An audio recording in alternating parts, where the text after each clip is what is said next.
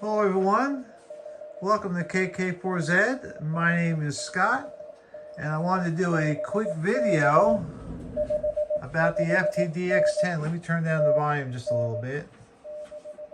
There.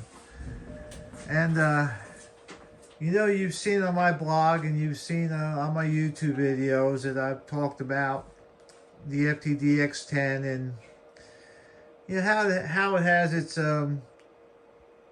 quirks and whatnot.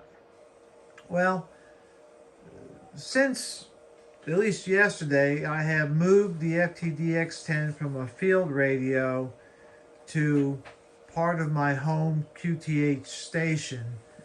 And part of what I did today is I took that MAT30 tuner off of the radio, and I'm just using the internal antenna tuner to tune the radio.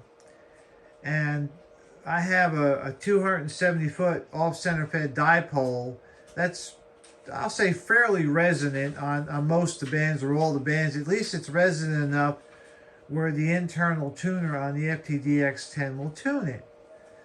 And really what I wanted to say is I spent this afternoon, fooling around on CW with the FTDX10, which is kind of where I thought it would fit.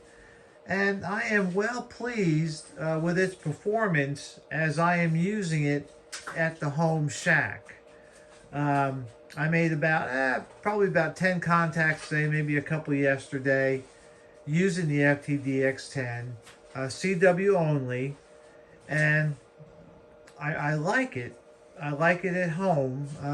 My quibbles in the past were usually using it as a field radio, but it really wasn't designed to be a field radio, but it was so close to the 7300 in size, and it was just a little bit more pricey, but it just wasn't cutting it as a field radio.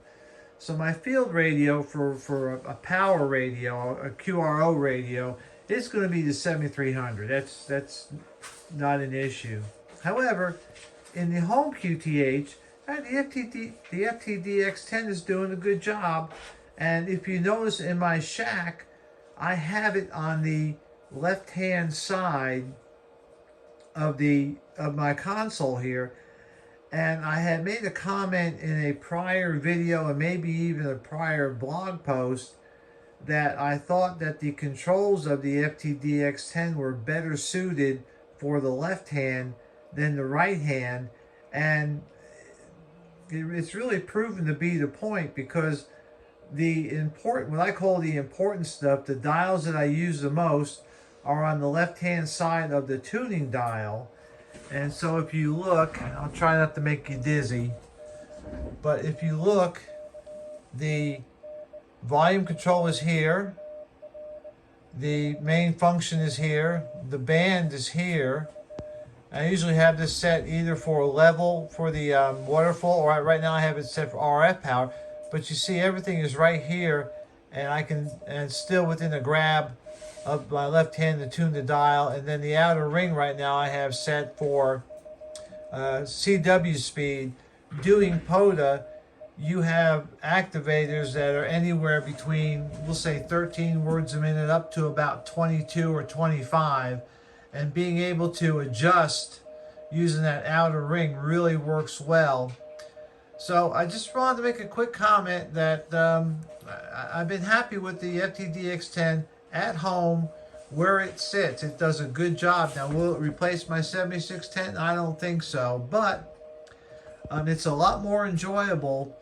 And I think where it's gonna find a home for me is using it for CW, like POTA activations. It's really a lot. I really like it as a CW radio, mainly because of the roofing filters. I bought the additional 300 hertz roofing filter for it, and it really does a good job making things a little bit quieter. So, I'm not making a retraction of what I said in the past, because in the past I was saying the FTDX10, as comparing it to the 7300 in the field, all that is true. I do not like that radio in the field.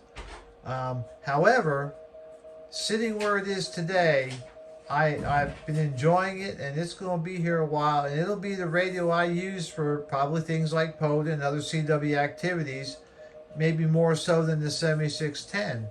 The 7610, where I really like it, is DX. I do like working CW, but it's great on digital modes, and it's really great when participating in nets. The functionality is better, but for like what I'm doing today, spinning the dial, finding POTA stations, working them, logging them. Yeah, the FTDX10 did a good job. So anyhow, that's my report. I just wanted to do a quick report. I am going down to Macon tomorrow to meet with some other folks and help them with some of their ham radio needs and wants. And so it'll be a good day. So that's all. 73s. This is Scott, KK4Z.